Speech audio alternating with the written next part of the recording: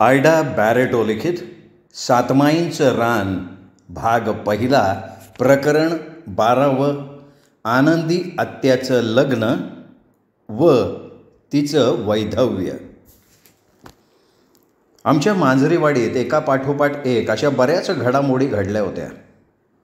आमच्या आजोबांचा मृत्यू, कांता आणि इंदू आजींवरची वैधव्याची कुऱ्हाड, व्यंकटेश खोतांचा घटसर्पानं झालेला मृत्यू. या सर्व घडामोडीत आमची आनंदी कधी 20 वर्षांची झाली हे आजीला कळलंच नाही. आता तिची आनंदी 20 वर्षांची म्हणजे त्या काळाप्रमाणे ती घोडनवरीच झाली होती. आमच्या आजीच्या त्या काळात बालविवाह, सतीची चाल, ब्राह्मणांचं समाजावरचं वर्चस्व, अस्पृश्यांबद्दलचा जातीभेद हे सगळे महाराष्ट्रात होतं. परंतु आमच्या देशावर जरी बालविवाहाची पद्धत असली तरी बाकीच्या प्रथांचा नसता गोंधळ तिथे नव्हता. आता आजी आपल्या व्यापातनं जरा सावरली होती आणि नंतर तिच्या मानगुटीवर आमच्या आनंदीच्या लग्नाचं भूत बसलेलं होतं. आजीने नंतर तातडीनं आपल्या ओळखीच्या सर्व शेतकऱ्यांकडे आनंदीच्या स्थळाबद्दल सांगून ठेवलं होतं. आता ब्राह्मणांची स्थळं पाहायला भटजी असतो. आनंदीसाठी स्थळ पाहायला कुठला भटजी आजी आणणार होती? त्यावेळी एकमेकांच्या ओळखीनं लग्न जमत. आनंदीला लगेचच जवळपासची तशी 2-3 स्थळं आली होती, नाही असं नाही, परंतु ती आमच्या खोत घराण्याच्या इतकी तोला मोलाची नव्हती. त्यात माझ्या आजीचं स्पष्ट मत होतं की सून कुठल्याही घराण्याची आणली तरी नवऱ्याचं मोठं घराणं तिला मोठेपणा देऊन जातं, पण आपली मुलगी देताना मात्र तिला तसंच मोठेपणा देणारं घराणं पाहून द्यावं. आणि या धोरणामुळे आजीने आनंदीला आलेल्या सगळ्या स्थळांना नकार देऊन टाकला होता. ती आनंदीसाठी योग्य स्थळाची वाट पाहत राहिली होती. आपल्या मुलीच्या वाढलेल्या वयापेक्षा तिच्या देखणेपणावर आजीचा विश्वास होता. खरंच आमची आनंदी आत्या म्हणजे समईतली तेवणारी एक तेजस्वी अशी शांत ज्योत होती. तसं देशावर काही शेतकऱ्यांची मुलं शिक्षणासाठी किंवा अन्य काही कारणासाठी जरा उशिराच लग्न करत. आजी तशाच स्थळासाठी थांबली होती. नंतर आजीला हवं तसं स्थळ आनंदीसाठी मिळालंही होतं. त्याचं काय झालं हे सांगण्या अगोदर मी तुम्हाला नाईक घराण्याची ओळख करून देते. आमच्या आराकाकांच्या जमिनीनंतर बंडोपंत नाईकांच्या जमिनी लागत. हे नाईक आमच्या पूर्वजांबरोबर देशावर येऊन स्थायिक झालेले होते. आता यांच्याजवळही मोठमोठ्या जमिनी होत्या, परंतु त्या जमिनीत त्यांचे वाडे नव्हते, तर त्या सर्व नाईकांची साधी ओळीनं बांधलेली कौलारू घरं एकमेकांच्या जवळ बसलेली होती. हे नाईक आम्हा खोतांनंतर आले होते, तरी त्यांच्या अनेक म्हणजे मला तर वाटतं 4-5 पिढ्या तरी इथे वसलेल्या होत्या. हे नाईक कधी कोणाच्या आध्यात मध्यात नसून ते गावाला धरून राहत. त्यांची पोरं बाळं देखील आमच्याबरोबर शिकत होती. तशी ही नाईक मंडळी गावाच्या कुठल्याच भानगडीत पडत नसली तरी कधी आजीनं गावपंचायत बसवली तर या नाईक घराण्यातले प्रमुख गावपंचायतीला बसत असत आणि आपला निर्णय पंचायतीपुढे मांडत असत. त्याला अपवाद फक्त आमच्या आराकाकांचा होता. आराकाका गावचे असूनसुद्धा कधीच गावपंचायतीला येत नसत. त्यामुळे माझी आजी त्यांच्यावर चिडत असे. तिचं म्हणणं होतं, जर परके आपले गाव समजून गावपंचायतीला येतात तर या आराला यायला काय होतंय? तर असे हे नाईक सर्व सणवार खूप करत आणि देवाधर्माचं खूप प्रस्थ असे त्यांच्याकडे. अगदी महिन्यातून 2-3 वेळा तरी मिष्टान्नानं भरलेलं त्यांच्याकडचं ताट आमच्या सातमाईच्या पारावर आणि आमच्या वाड्यात यायचं. हे नाईक आपल्या व्यंकटेश देवा इतकेच आमच्या सातमाईंना मानत असत. त्यांच्या घरात काही अडचणी आल्या, घरात कोणी आजारी पडलं तर ते व्यंकटेशाबरोबर सातमाईंनासुद्धा नवस बोलत आणि तो पूर्णही करत असत. कधी त्यांच्या आपापसात काही कुरबुरी झाल्या तर हे नाईक आजीला आणि रामदास काकांना सांगून आपली गावपंचायत देखील बसवत आणि गाव जे काही त्याचा निवाडा करेल तो त्यांना मान्य असे. या नायकांजवळ स्वतःची अशी रामोशी वाडी नव्हती. त्यांना कधी शेती कामासाठी रामोश्यांची गरज लागली तर ते सरळ माझ्या आजीकडे येत आणि माझी आजी आमच्या काष्टा रामोश्याला सांगून त्या रामोशी मदतीसाठी देऊन टाकायची. अशा या नायकांच्या मुली मात्र झालरी लावलेले परकर पोलके घालून कन्नड भाषेत आपापसात बोलत असत. त्यांच्या नाकात चमक्या, पायात पैंजणं असत आणि आपल्या लांब केसांवर त्या नेहमी कसलं तरी फूल खोचून कपाळावर सफेद गंधाचा टिळा लावत. तशा त्या मुली आम्हा मुलीत कधी मिसळायच्या नाहीत. त्या आपापसात असत आणि शिक्षणातसुद्धा जेमतेम असलेल्या. त्यांचं मराठी देखील कन्नड मिश्रित अशुद्ध असे. तशी त्यांची ही पोरं देखील कधी कोणाच्या भांडण तांट्यात नसत. शाळा सुटली की ही मुलं आमच्यासारखं इथे तिथे न उंडारता सरळ आपापल्या घरी निघून जात असत. आमच्या आराकाकांच्या जवळ राहणाऱ्या बंडोपंत नाईकांचे एक नातलग बेळगावहून त्यांच्याकडे आले होते. त्यावेळी बंडोपंतांबरोबर ते आमच्या सातमाईंच्या पारावर पाया पडण्यासाठी आले. तेव्हा ते पारावर नारळ फोडताना आजीला म्हणाले, आजे, या बंडोपंतांनी तुमच्या सातमाईंबद्दल आणि तुमच्याबद्दल आम्हाला खूप काही सांगितलं होतं आणि आज त्यांचं आणि तुमचं दर्शन घ्यायचा योग आला. आणि तेव्हाच बोलता बोलता आनंदीच्या लग्नाचा विषय निघाला. तेव्हा त्या पाहुण्यांनी बेळगावच्या सयाजीराव जाधवांचं स्थळ सांगितलं आणि आजीने वेळ न घालवता त्या पाहुण्यांबरोबरच रामदास काकांना, दौलती काकांना आणि गावातल्या 2 बुजुर्ग मंडळींना या स्थळासाठी पाठवलं. त्यावेळी बंडोपंत नाईक देखील त्यांच्याबरोबर गेले होते आणि आनंदी आत्याच्या फुटक्या नशिबानं तिचं लग्न बेळगावच्या सयाजीरावांशी लगेच ठरलेलं होतं. या सयाजीराव जाधवांचं बेळगावला मोठं दुमजली ऐसपैस अंगण असलेलं घर होतं. मागच्या गोट्यात दुभती जनावरं होती. सयाजीरावांचा मोठा भाऊ महावीर, त्याचं लग्न होऊन त्याची पत्नी नलिनी, तिला 2 वर्षांचा संदीप नावाचा गोड मुलगा होता. या सयाजीरावांचा आणि महावीरांचा बेळगावात मोठा डेअरी फार्म होता. तसंच 2 मिठाईची दुकानं होती आणि 2 घरं भाड्याने दिलेली होती. त्या दोन्ही भावांचे व्यवसाय छान चाललेले होते. अगदी लहानपणीच आईवडिलांचं छत्र हरवलेल्या त्या दोन्ही भावांनी नेहमीच एकमेकांना मायेने सांभाळलेलं होतं. महावीरांनी नलिनीशी प्रेमविवाह केला आणि त्या दोघांनीही सयाजीला नेहमीच आईवडिलांची माया देऊन आपल्या मोठ्या मुलाप्रमाणे सांभाळलं होतं. तसं जाधव घराणंही आमच्या खोत घराण्याच्या तोलामोलाचं होतं. आता हे सयाजीराव उंचेपुरे काटक प्रकृतीचे होते. एखाद्या साध्या हिंदू तरुणाप्रमाणे ते दिसत होते. गोरावर्ण, सरळ नाक, शांत काळे डोळे त्यांचा नम्र स्वभाव दर्शवत होते. तशी या सयाजीरावांना पुष्कळ स्थळं आली होती, पण आजपर्यंत त्यांच्या मनाला एकही स्थळ भावलं नव्हतं. त्यात महावीर आणि नलिनींनी सयाजींना स्पष्ट सांगितलं होतं की तुला जी तरुणी पसंत पडेल ती आम्हाला मान्य असेल. आणि नंतर सयाजींना आपल्याला शोभणारी अशी सालं सुंदर आनंदी पाहता क्षणी पसंत पडली. तसं लगेच आजीने गावच्या मदतीनं आपल्या आनंदीचं मोठ्या थाटामाटात लग्न करून टाकलं होतं. तेव्हा मोठं जेवणाचं ताट सातमाईंच्या पारावर तसंच झपाट्याला ठेवलं गेलं होतं. आनंदीच्या लग्नाच्या वेळी आमचे रामदास काका केवळ 18 वर्षांचे होते, तर लंगड्या किन्ना काका तेव्हा 25चे होते. आपल्या आनंदीला चांगलं खात्यापित्या घरचं योग्य स्थळ मिळालं म्हणून माझी आजी तिच्या काळजीतून मुक्त होऊन निवांत झाली होती. त्यानंतर आमची आनंदी आत्या 2-3 वेळा दिवाळ सणाला आणि बैलपोळ्याला येऊन 4 दिवस राहून गेली होती. अशीच 3 वर्ष गेली. आनंदीचा संसार व्यवस्थित चालला असताना तिला दिवस गेले होते.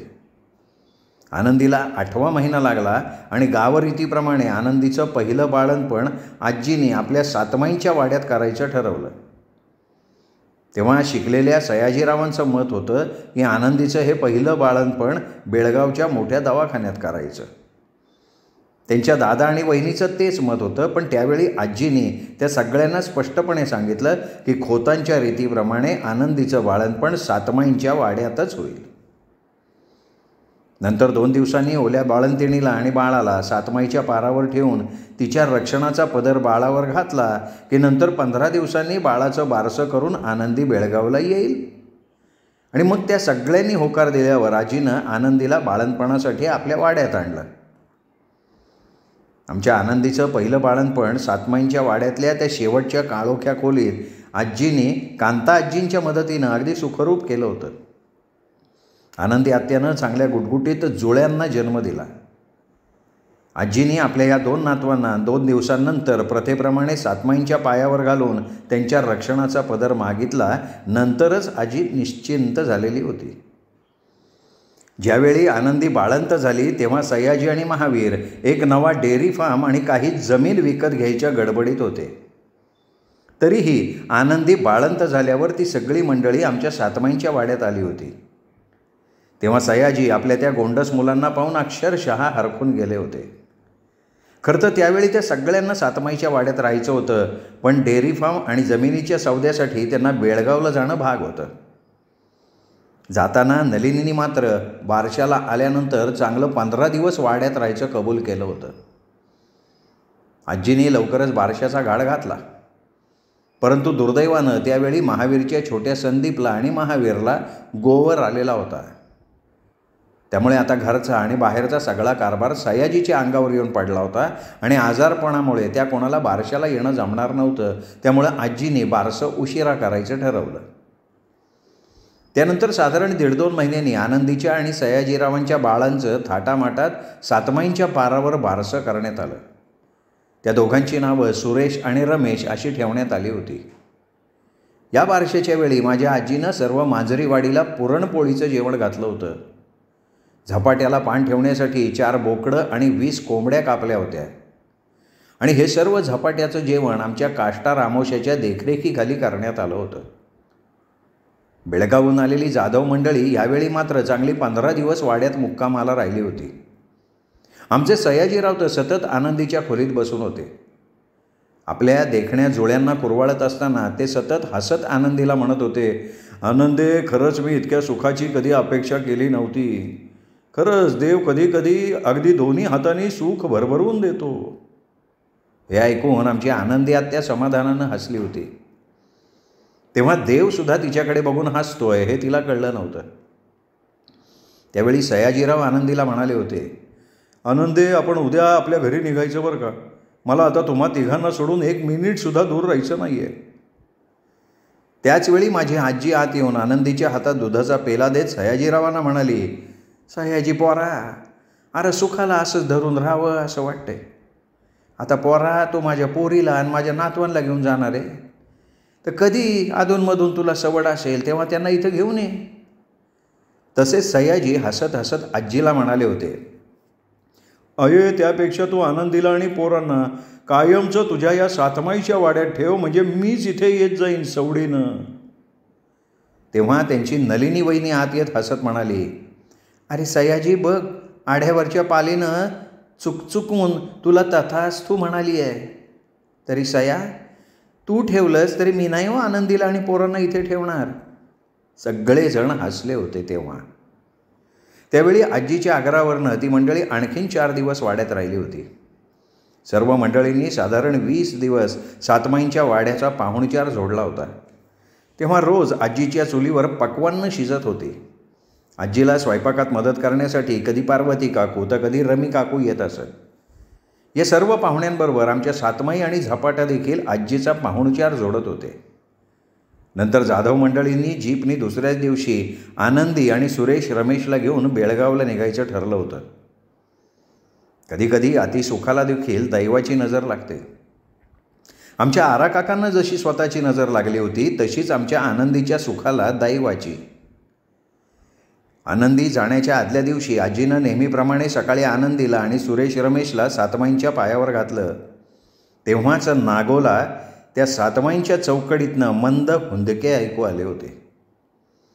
त्यांनी आनंदी अक्कासमोर आपल्या आईला काही सांगितलं नाही, पण वाड्यात आल्यावर त्यांनी आईला ते सांगितलं. तशी माझी आजी विलक्षण धास्तावली आणि म्हणाली, पोरा, त्या काय बोलल्या का? तशी नागोनं नाही म्हणून मान डोलावली. आमच्या नागो काकांचं एक होतं. ते कधी काम करत असताना किंवा जेवत असताना नागो काकांच्या तोंडून सातमाई पटकन बोलत आणि त्यांचं ते बोलणं तंतोतंत खरं ठरत असे. सातमाई भविष्यकाळात घडणाऱ्या गोष्टींबद्दल फार क्वचित बोलत असत, पण लगेच घडणाऱ्या विशेष घटना त्या ताबडतोब नागो काकांच्या तोंडून सांगत. आता आजीला माहिती होतं की सातमाईंचं असं रडणं हे येणाऱ्या एखाद्या भयंकर संकटाची चाहूल आहे. आज आनंदी बेळगावला निघणार होती. तसं आजीने पुन्हा आनंदीला बोलवून तिच्या सुरेश रमेशला आणि तिला पुन्हा सातमाईच्या पायावर घातलं आणि हात जोडून म्हणाली, सातमायानो, तुमच्या या आनंदीवर आणि माझ्या दोन्ही नातवांवर मी तुमच्या रक्षणाचा पदर घाला म्हणून पुन्हा एकदा मागणं मागतेय. सातमाईनो, माझ्या पोरीला आणि नातवांना तुमच्या पायाशी नेहमी ठेवून त्यांचं रक्षण करा. हेच मागणं तुमच्या वाड्याची ही अंबा तुमच्याकडे मागतेय. परंतु माझी आजी सातमाईंजवळ हे गाऱ्हाणं घालताना भयंकर चुकली होती. तेव्हा आजीने फक्त आपल्या मुलीला आणि नातवांना सातमाईंच्या पायावर घालून त्यांच्या रक्षणाचा पदर मागितला होता. त्यात तिने त्या तिघांना त्यांच्या पायाजवळ नेहमी सुरक्षित ठेवायला सांगितलं होतं. असं काही मागण्याची गरज होती का? तसंच आपल्या अंबानं मागितल्याप्रमाणे आता सातमाई त्या तिघांवरच आपल्या रक्षणाचा पदर घालणार होत्या ना. त्यात आजीला माहिती होतं की आपली आनंदी आज आपल्या मुलांसह बेळगावला आपल्या घरी जाणार आहे, तरी तिने तिला इथेच सुरक्षित ठेव असं का मागितलं? उलट तिने त्या सर्व मंडळींनाच सातमाईच्या पायावर घालून त्या सर्वांवर सातमाईच्या रक्षणाचा पदर मागायला हवा होता. त्यामुळे कदाचित त्या सगळ्यांवर येणारं संकट टळलं सुद्धा असतं. परंतु मनुष्याच्या फक्त आपल्यापुरतं पाहण्याच्या त्या स्वार्थी वृत्तीमुळे शेवटी आनंदी आत्याचा घात झाला होता. आता सातमाईंनी आपल्या अंबाच्या मागण्याप्रमाणे आनंदीवर आणि तिच्या पोरांवर आपल्या रक्षणाचा पदर घातला होता. परंतु महावीर, नलिनी, छोटा संदीप, सयाजी हे चौघेजण मात्र तिच्या पदराबाहेर राहिले होते. आजीने निदान सयाजीरावांना जावयाच्या नात्यानं तरी आनंदीबरोबर सातमाईंच्या पायावर घालायला नको होतं का? तरी आजीला त्यावेळी फक्त आपली मुलगी आणि नातूच दिसले. म्हणूनच देवाच्या दारी काही मागताना नेहमी नीट विचार करून मागावं, कारण देव तुमच्या प्रत्येक मागण्यावर तथास्तु तथास्तु असा आशीर्वाद देत असतो. आता आमच्या आजीनंच असं मागणं मागितल्यावर सातमाई तरी आपल्या अंबाचं हे कळकळीचं मागणं कसं नाकारणार होत्या? त्यांनी आमच्या आनंदी आत्याला आणि तिच्या मुलांना नेहमी आपल्याजवळ ठेवण्याचं ठरवलं. जेव्हा आजीनं पुन्हा पुन्हा आनंदीला सातमाईच्या पारावर आणलं तेव्हा ती धास्तावून आपल्या आईला म्हणाली, आई, काय खरंच घडलंय का? तू पुन्हा पुन्हा मला आणि पोरांना सातमाईच्या पारावर का आणतेस? तशी आजी खिन्नपणे तिला म्हणाली, आनंदे, अगं तसं काही घडलं नाही, फक्त तू उद्या जाणार न म्हणून जीवाला घोर लागलाय ग. तेव्हा आनंदी म्हणाली, खरं तर आई, मला तुझ्या काळजीचा घोर लागलाय. मी बघतेय मी इथे नसताना तुझ्यावर किती काम पडतंय. मला वाटतं की तू लवकर रामदासचं लग्न करावंस, निदान सून तरी तुझ्या हाताखाली काम करेल. तशी आजी आनंदीकडे बघत म्हणाली, आनंदे, अगं माझा सुद्धा तोच विचार आहे. जर एखादं चांगलं स्थळ रामदासला आलं तर मी त्याचं लगेच लग्न करणार आहे. हो, मला ही कादंबरी लिहिताना वाटतंय की आमच्या सातमाईंची सीमा आमच्या वाड्यात आणि त्या कडुलिंबाच्या झाडाजवळ सीमित असावी. त्या आपल्या कक्षेबाहेर जात नसाव्यात. त्यामुळे कदाचित माझे आजोबा निप्पाणीला दूर असल्यामुळे त्या आपल्या रक्षणाचा पदर त्यांच्यावर घालू शकल्या नसाव्यात. त्या फक्त त्यांच्याजवळ असल्यावरच आपल्या रक्षणाचा पदर घालत असाव्यात. आता माझ्या आजोबांना दुर्घटनेची सूचना त्यांनी आपल्या परीनं दिली होती आणि काही घडायचं असलं की ते आपल्या परीनं सूचना देतच असत. त्यांच्या सूचनेप्रमाणे सांभाळून वागणं आमच्या हातात असे. तर आमच्या सातमाई काही देव नव्हत्या, तर त्या एका मनुष्य अस्तित्वाचं दैवी रूपांतर झालेल्या साध्यासुध्या परंतु जागृत अस्तित्वात कडुलिंबाच्या पारावर राहत होत्या. त्या आपल्या पायाजवळ येणाऱ्या प्रत्येक माणसाची ओळख ठेवत असत. परंतु आमचा सातमाईंचा वाडा, त्या वाड्यातली आमची आजी आणि तिचं कुटुंब हे मात्र त्यांच्या हक्काचं होतं. आता सातमाई निसर्ग नियमाविरुद्ध कधीही वागत नसत. तसंच विधी लिखिताप्रमाणे घडणारं त्या टाळू शकत नसत. परंतु एखादा चमत्कार त्या करीत आणि त्या चमत्कारात कुठल्या तरी जुन्या दुःखाची भरपाई त्या करत. त्यांच्या ह्या चमत्कारावर आमचा खोताचा पूर्ण विश्वास होता, कारण तसे चमत्कार आमच्या वाड्यात घडले होते. पण ती सगळी नंतरची गोष्ट आहे. त्या शांत रातकिडे किर्र किर्र करणाऱ्या रात्री माझ्या आजीला झोप अशी ती येत नव्हती. तिला त्यावेळी सतत एकच आठवण येत होती. आजोबा निपाणीला गेले तेव्हा लहानगा नागो तिला म्हणाला होता, आये, बाप परत येणार नाही म्हणून सातमाई रडतायत. त्यामुळे सातमाईंचं रडणं म्हणजे काय असतं हे माहीत असलेली आजी विलक्षण धास्तावलेली होती आणि रात्रभर आनंदीच्या बाकीच्या कुटुंबाला विसरून ती फक्त सातमाईंकडे आपल्या मुलीचं आणि नातवांचं रक्षण मागत राहिली होती. तरी बिचारे आनंदीच्या सौभाग्याचं होत्याचं नव्हतं होऊन गेलं होतं. ती देशावरची सुंदर ओल्या दवाची पहाट होती. त्यावेळी माझी आजी भयंकर धास्तावून आनंदीची बेळगावला जायची तयारी करत होती. आनंदी आपलं सामान बांधत असताना ओल्या डोळ्यांनी आपल्या आईकडे, भावंडांकडे बघत होती. त्यावेळी तिचे पाय त्या सगळ्यांना सोडून जायचं या कल्पनेनं जड झाले होते. शेवटी त्या सर्वांच्या सामानाची बांधाबांध होऊन सर्व सामान महावीर आणि सयाजींनी जीपमध्ये नेऊन ठेवलं. न्याहारी करण्यापूर्वी आजी त्या सगळ्यांना घेऊन सातमाईंच्या पारावर गेली होती. त्यावेळीसुद्धा तिने फक्त आनंदी आणि आपल्या नातवांसाठी सातमाईकडे मागणं मागितलं होतं.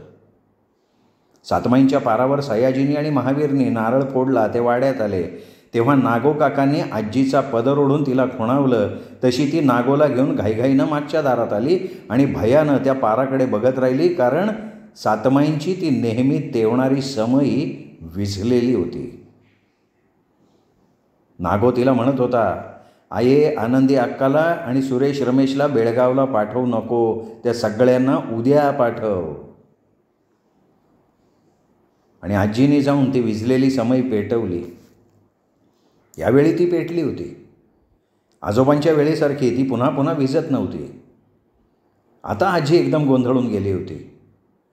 आनंदीचं सामान तर जीपमध्ये ठेवलं गेलं होतं आणि ती सगळी मंडळी आता न्याहारी करून लगेच बेळगावला निघणार होती. आणि मग अशा वेळी ती आनंदीला कसं थांबवणार होती?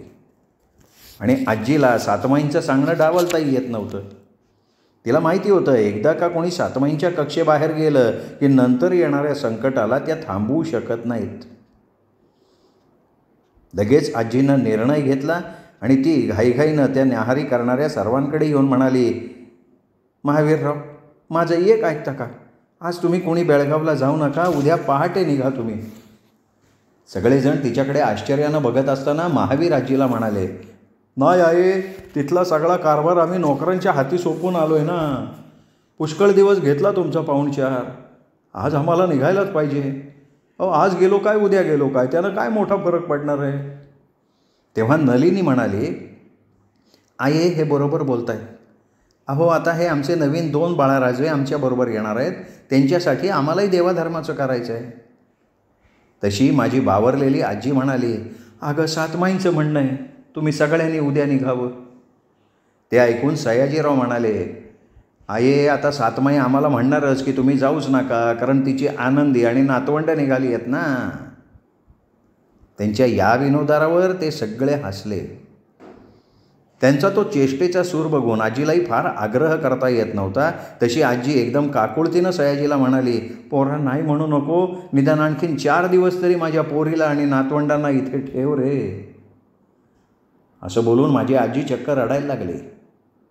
त्यावेळी आजीला वाटलं आपल्या आनंदी आणि नातवंडांवर काहीतरी संकट येणार आहे, पण आता ती काय करू शकणार होती? त्यावेळी आपल्या रडणाऱ्या आईकडे बघून आनंदी पटकन तिच्या जवळ आली आणि म्हणाली, आई, अगं, काय झालंय, का रडतीयस?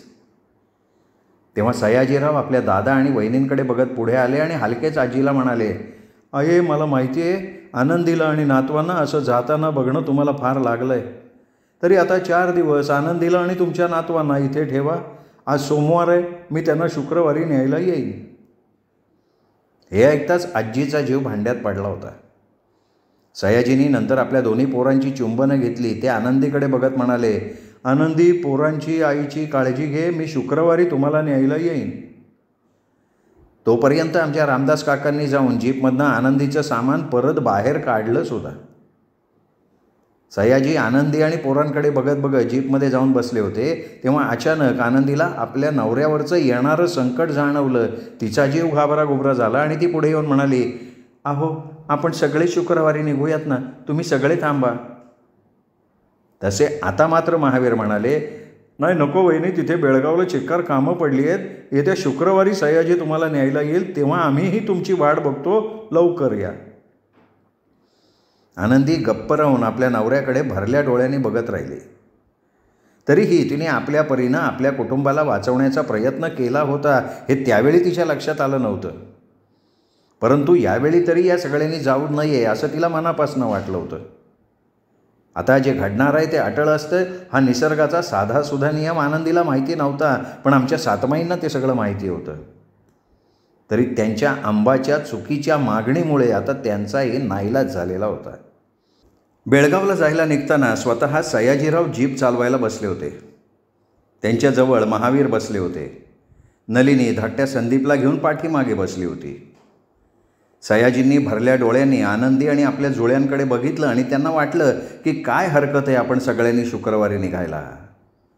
ते तसे म्हणणार होते तेव्हाच महावीर म्हणाले, चल सया, जीप सुरू कर. अरे ऊन चढण्यापूर्वी घरी पोचायला पाहिजे. मग आनंदी आणि आपल्या जुळ्यांकडे बघत भरल्या डोळ्यांनी सयाजींनी जीप सुरू केली होती. आनंदीला शेवटचा हात हलवून ती सगळी मंडळी बेळगावला निघाली. त्यांची जीप दिसेनाशी झाल्यावर आनंदी आजीला म्हणाली, आहे खरं सांग, तू मला का असं थांबून ठेवलं? तशीच ती नागो काकांकडे बघत म्हणाली, नागो, सातमाई तुझ्याशी काही बोलल्या होत्या का रे? तेव्हा नागो काका आपल्या आईकडे बघत असताना आजी घाईघाईत म्हणाली, आनंदे, अगं काय नाही, सकाळी मी पाराजवळ गेले तेव्हा मला उगीचच वाटलं की सातमाई म्हणतायत आनंदीला आणखीन 4 दिवस इथेच ठेव, म्हणून मी तसं बोलले हो. परंतु आपल्या पोरीच्या जीवाला घोर नको म्हणून तिने ती पारावरची समई विझणं, सातमाईंचं रडणं काहीही आनंदीला सांगितलं नाही. तरी नंतर तिनं घाईघाईनं येऊन पुन्हा सातमाईंच्या पारावर पाहिले तर देवा, ती समई पुन्हा विझली होती. आजीने गडबडीनं झटकन ती समई पेटवून हात जोडून म्हणाली, सातमायांनो, अशी ही समई पुन्हा पुन्हा विझवून माझ्या जीवाला घोर नका लावू. मी तुमच्या सांगण्याप्रमाणे आनंदीला ठेवून घेतलं आहे. आता तिच्यावर काही संकट असलं तर सांभाळा, आता ही समई विझू देऊ नका. आणि ती जड पायानं वाड्यात परत आली. इकडे जीप वेगानं चालवणारे सयाजीराव आपली आनंदी आणि आपल्या गोंडस पोरांच्या विचारात मग्न झालेले होते. त्यांचे महावीर दादा त्यांच्याशी काही बोलत होते, त्याकडेही त्यांचं लक्ष नव्हतं. त्यांना कधी शुक्रवार उजाडतो आणि आपण आनंदी आणि आपल्या पोरांना घरी आणतो असं झालं होतं. आणि अजून त्या गोष्टीला 3 दिवस अवकाश होता. सयाजीराव आपल्याच विचारात गर्क होते. त्यांना राहून राहून निघताना आनंदीच्या सुंदर डोळ्यात आलेले ते अश्रू आठवत होते. आणि देवा, तेव्हाच फार भयंकर असं घडलं होतं. त्यामुळे आमच्या आनंदीचं आणि सुरेश रमेशचं अवघं विश्व उद्ध्वस्त होऊन गेलं होतं. आपल्या विचारात गर्क असलेल्या सयाजीरावांच्या काही लक्षात येण्यापूर्वी समोरून उसानं भरलेला मोठा ट्रक सरळ येऊन सयाजीच्या जीपवर आदळून त्या जीपवर चढला होता. सयाजींनी आपल्या शेवटच्या क्षणी मान किंचित वळवून शेजारी रक्तानं माखलेल्या आपल्या भावाकडे बघितलं तेव्हा महावीरांचे स्थिर डोळे उघडेच होते. सयाजीरावांनी मागे बसलेले आपल्या वहिनींकडे, संदीपकडे बघायचा प्रयत्न केला, पण तेव्हाच त्यांच्या तोंडातनं रक्ताच्या गुळण्या पडायला लागल्या. आपली शुद्ध जाताना त्यांना काही लोकांचं ओरडणं, मोठ्यांना किंचाळणं अस्पष्ट ऐकू येत होतं. आनंदे, आनंदे असं काहीचं अस्पष्ट बोलून त्यांनी आपली मान खाली टाकली होती. आणि त्याचवेळी इकडे सुरेश आणि रमेशचे कपडे वाळवण्यासाठी मागीलदारी गेलेली आनंदी ठेच लागून सातमाईंच्या पारावरच पडली. तेव्हा तिच्या हातातल्या काचेच्या बांगड्या त्या पारावर हात आदळून फुटल्या होत्या. तेव्हा आनंदीनं बघितलं त्या गडबडीत सातमाईंची ती समई खाली पडून विझली होती.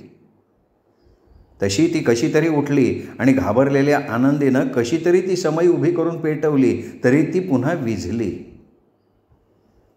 आनंदी पुन्हा पुन्हा ती समई पेटवत होती आणि पुन्हा पुन्हा ती समई विझत होती. तशी आनंदी मोठ्याने रडत आये आये करत आपल्या आईकडे धावत सुटली.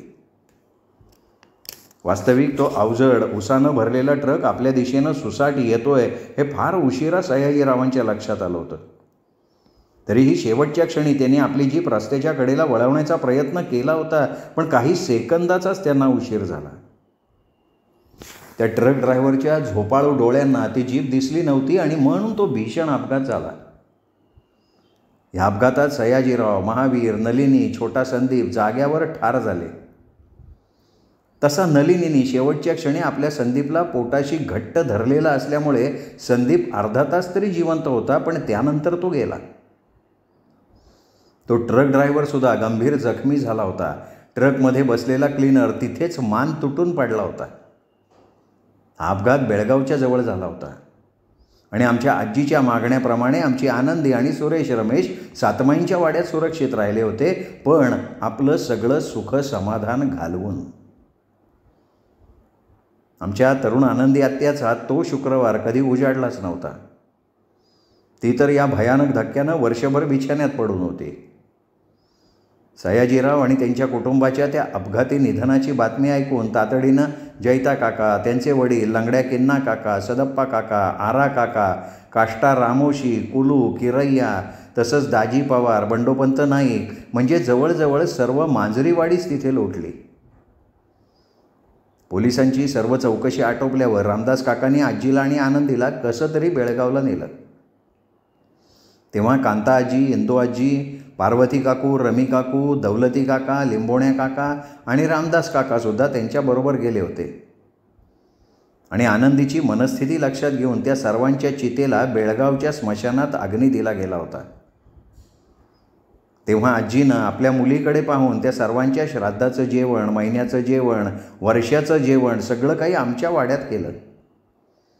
त्यावेळी आजी त्या प्रत्येक जेवणावळीत सातमाईंसमोर पानं मांडताना रड रडायची. या दरम्यान माझी आजी आणि आनंदी आत्या इतक्या रडल्या होत्या की नंतर त्या दोघींच्या डोळ्यातले अश्रूच संपून गेले होते. आजी नंतर आपल्या आनंदीला आणि आपल्या दोन्ही नातवांना सांभाळायला लागली होती. म्हणतात ना, कुठल्याही दुःखावर काळासारखा औषध नाही. आमची आनंदी आत्याही वर्षभर बिछाण्यात खेळून राहिली. नंतर आपल्या आईच्या आधारानं मुलांसाठी कशी तरी पुन्हा धीरानं उभी राहिली होती. त्यानंतर आमच्या सुंदर आनंदी आत्याच्या त्या सुंदर तोंडावरचं ते हसणं अगदी उदास झालं होतं. पुन्हा कधी ती खळखळून हसलीच नव्हती. जणू ते हसणं ती विसरलेलीच होती. आता महावीर आणि सयाजीरावांचा बेळगावला फार मोठा डेअरी फार्मचा व्यवसाय होता. मिठाईची 2 दुकानं होती. ती तिथली सगळी इस्टेट आनंदीला मिळाली होती, पण तरी तिथे आमच्या ओळखीचं असं बेळगावला कोणी नव्हतं. त्यातच आनंदीची ती भली मोठी इस्टेट सांभाळायला आमच्या वाड्यातही कोणी नव्हतं. रामदास काका, शिवा काका अगदी कोवळे तरुण होते. खरं तर आमच्या आजीला आमचीच शेतवाडी सांभाळताना पुरे वाट होत होती. त्यात तिथे बेळगावला जाऊन आनंदीची इस्टेट कोण सांभाळत बसणार. त्यात आनंदी आजीला सतत म्हणत होती की आई, ती सगळी इस्टेट विकून टाक, मी बेळगावला कधीच जाणार नाही. नंतर आजीनं बंडोपंत नाईक, दौलती काका, किन्ना काका, सदप्पा काका, आरा काका आणि दाजी पवार यांना आपल्या ओसरीवर बोलवलं. यावेळी मात्र आपल्या हातातलं काम सोडून आमचे आरा काका धावत आले. सर्वजण जमल्यावर माझी आजी त्यांना म्हणाली, माझ्या आनंदीला बेळगावची ओळख नाही आणि नलिनी अनाथाश्रमात वाढलेली असल्यानं तिचंही कोणी नाही. महावीरांनी तिच्याशी प्रेमविवाह केला होता, म्हणजे तिच्या घरचं कोणीच नाही. आता तिथली बेळगावची इस्टेट, राहतं घर, शेतीवाडी असली तरी आनंदीला काही तिकडं राहायचं नाही आहे. आणि तसंही मी आनंदीला आणि नातवांना माझ्याजवळ ठेवणार आहे. कारण आनंदीनी जर बेळगावला राहायचा निर्णय घेतला असता तर आम्हा कोणाला तिच्याजवळ जाऊन राहता आलं नसतं, कारण इथे आमची शेतीवाडी आहे. तेव्हा आता पुढे काय करायचं ते सांगा. तेव्हा दौलती काका म्हणाले, आहे आता हे करता येईल, तिथे नोकर माणसं ठेवून स्वतः आनंदीनं तिथं राहून सगळा कारभार सांभाळावा. कारण उद्या सुरेश आणि रमेश मोठे झाले की ते सगळं बघतील. हां, पण हेही खरं आहे की आनंदीला एवढा मोठा व्याप सांभाळता येणार नाही आणि गडी माणसांवर नीट लक्ष दिलं नाही तर तिथे फसवणूकही होतेच. त्यात आपल्यापैकी तिथे कोणी जाऊन राहू शकत नाही. आता आनंदीचं काय म्हणणं आहे ते बघू. तशी आनंदी शांतपणे म्हणाली, दौलती काका, तुम्ही सर्वांनी जाऊन तिथे जे काही आहे ते विकून टाका. फक्त आमचं ते राहतं घर न विकता ते सुरेश आणि रमेशच्या नावावर करून ठेवा. तिकडची गोठ्यातली असणारी दुभती जनावरं इथे आणा. आणि आई, तिथलं सगळं काही विकून जे पैसे येतील ते सुरेश आणि रमेशच्या शिक्षणासाठी बँकेत ठेव, म्हणजे त्यांच्या भवितव्याची आणि शिक्षणाची सोय होईल. मी यापुढे हा सातमाईंचा वाडा सोडून कुठेही जाणार नाही. आनंदीचं हे म्हणणं त्या सगळ्यांना पटलं होतं. त्यावेळी बेळगावची ओळख असलेल्या बंडोपंत नाईकांनी आनंदीची इस्टेट विकण्याची सगळी जबाबदारी आपल्यावर घेतली होती. पुढे ती सगळी इस्टेट, डेअरी फार्म, जमीन जुमला सगळं काही बंडोपंत नाईकांनी योग्य भावात विकलं आणि ते सगळे पैसे सुरेश आणि रमेशच्या नावावर बँकेत ठेवले. एक दुर्दैवी योगायोग म्हणजे बंडोपंतांमुळे आनंदीचं लग्न झालं होतं, ती सौभाग्यवती झाली होती आणि आता वैधव्य आल्यावर त्याच बंडोपंत नाईकांनी तिची सगळी इस्टेट विकून तिला मदत केली होती. पुढे 4-5 वर्षांनी आनंदीनं ते आपलं दुमजली घरही विकून टाकलं. नंतर ती कधीच बेळगावला गेली नाही. माझ्या आजीची फार इच्छा होती की आनंदीने आपल्या या तरुण वयात पुन्हा लग्न करावं, एकटं राहू नये. तशी तिला 4-5 स्थळंसुद्धा आली होती. त्या स्थळांनी तिला सुरेश आणि रमेशसह स्वीकारायची तयारी दर्शवली होती, पण आनंदीने पुन्हा लग्न करायला साफ नकार देऊन टाकला. आणि मग आमची ही सुंदर आत्या आपल्या आईबरोबर आमचा सातमाईंचा वाडा सांभाळत शेवटपर्यंत राहिली. आमच्या आनंदी आत्याचे सुरेश रमेश हे आमचे आत्तेभाऊ अगदी फिरंग्यासारखे गोरेपान, उंचे पुरे, अतिशय देखणे होते. हे आमचे आत्तेभाऊ आम्हा सर्व भावंडात मोठे होते. ही दोन्ही मुलं कुशाग्र बुद्धीची, शांत स्वभावाची होती. तशी ती आमच्या वाड्यात आणि मांजरीवाडीतसुद्धा सगळ्यांची लाडकी होती. पुढे या दोघांनी आपलं 7वीपर्यंतचं शिक्षण आमच्या मांजरीवाडीत केलं होतं. त्यांच्यावेळी आमचे रहीम मास्तर नव्हते, त्यावेळी अनंत वर्तक मास्तर होते. पुढे ह्याच गुरुजींच्या ओळखीनं ते पुढच्या शिक्षणासाठी चिकोडीला गेले होते, पण ते नेहमी पोळ्याच्या सणाला, दसरा दिवाळीला किंवा आंबेच्या कोल्हापूरच्या जत्रेला आमच्याकडे येत होते. तसंच ते म्हाळसादेवीच्या जत्रेला आणि आमच्या सातमाईंच्या आणि झपाट्याच्या कुठल्याही कार्याला आवर्जून येत असत. त्यांच्या येण्याकडे आमची आनंदी आत्या, माझी आजी आणि आमचा सगळा वाडा डोळे लावून बसायचा. ते दोघे आले की त्यांच्या त्या येण्यानं सणावाराचे 4 दिवस भुर्रकन संपून जात असत. ते दोघं जायची तयारी करायला लागले की आमच्या आनंदी आत्याच्या डोळ्याला धार लागत असे. ते दोघं गेल्यावर तिला जेवण खाणं म्हणून काही सुचायचं नाही, तेव्हा आजी तिला आपल्या पुढ्यात बसून बळे बळे 4 घास भरवायची. हे असं 4-5 दिवस तरी चालत असे. ते 4-5 दिवस झाले की पुन्हा आनंदी आत्याची आणि वाड्याची गाडी रुळावर यायची. ती तशीच पुन्हा ते दोघे येईपर्यंत नीट चालत असे आणि ते येऊन गेले की पुन्हा 4-5 दिवस तेच घडायचं. या दोघांना सोडायला आमचे रामदास काका आणि शिवा काका फराळाचे डबे घेऊन अगदी पार चिकोडीला हॉस्टेलमध्ये सोडून नंतर वाड्यात येत असत. या माझ्या गुणी आत्तेभावांनी आमच्या वाड्यात असेपर्यंत कधीच कसली आगळीक केलेली नव्हती. चिकोडीहून येताना एका लहानशा ट्रकमधनं सर्वांसाठी काही ना काही ते घेऊन येत. माझ्या या आत्तेभावांनी मला त्यावेळी आणलेली एक सुंदर बाहुली आत्ताही त्यांची मधुर आठवण म्हणून मी माझ्याजवळ ठेवली आहे. ते दोघेही आपल्या आजीला, आईला फार मानानं वागवत. आपल्या वडिलांचा आणि काका काकूंचा तो अपघाती मृत्यू त्यांना माहीत होता, म्हणून ते आपल्या आईला फार जपत असत. आमच्या सातमाईंवर, झपाट्यावर त्यांचा फार विश्वास. पुढे मॅट्रिक झाल्यावर ते शेतकी कॉलेजला गेले होते. कालांतरानं आत्यानं आजी नको नको म्हणत असताना त्या जुन्या स्मृती नकोत म्हणून बेळगावचं घर विकलं. कधी सुरेश रमेश तिथे राहायला गेले तर आपल्यालाही तिथे जावं लागेल या विचारांनी तिने तसं केलं. त्यानंतर आनंदी आत्या किंवा सुरेश रमेश कधीही बेळगावला गेले नाहीत. तिथे कोणीच नसल्यानं सयाजीराव, महावीर, नलिनी आणि संदीप यांचे सगळे धार्मिक विधी, पानं ठेवणं आमच्या वाड्यातच केलं जाईल. त्यासाठी कधीही कुणी बेळगावला गेलं नाही. आनंदी आत्यानं आपल्या तिकडच्या गोठ्यातली जनावरं सातमाईंच्या वाड्यात आणल्यावर तिनं ती जनावरं आपल्या 5ही भावात वाटून टाकली. तशी आता आनंदी आत्याला आपल्या सुरेश रमेशच्या भवितव्याची अजिबात चिंता नव्हती. ते पुढे काहीही करू शकतील इतके पैसे त्यांच्या बँक खात्यात होते. अनेक बचत खातीसुद्धा त्यांच्या नावानं आनंदी आत्यानं उघडली होती. आमच्या आनंदी आत्यांनी सातमाईच्या वाड्यात राहायचा निर्णय घेतला आणि आजीनं लगेच बाळंतिणीच्या खोलीला लागून असलेल्या 6 खोल्या आनंदीला दिल्या. पुढे आपल्या 5 मुलांची लग्न झाल्यावर तिला भाऊबंदकीचा कुठला त्रास होऊ नये म्हणून त्या खोल्या दिल्या. तसा आजीला आनंदीला आपल्या जमिनीचा वाटासुद्धा द्यायचा होता, पण त्या गोष्टीला मात्र तिने साफ नकार दिला. आमच्या वाड्यात आपल्या सर्व मुलांची लग्न होईपर्यंत आजीच्या माझघरात एकच चूल पेटत होती. आमची आजी आनंदीला 1 मिनिटसुद्धा एकटं सोडत नसे.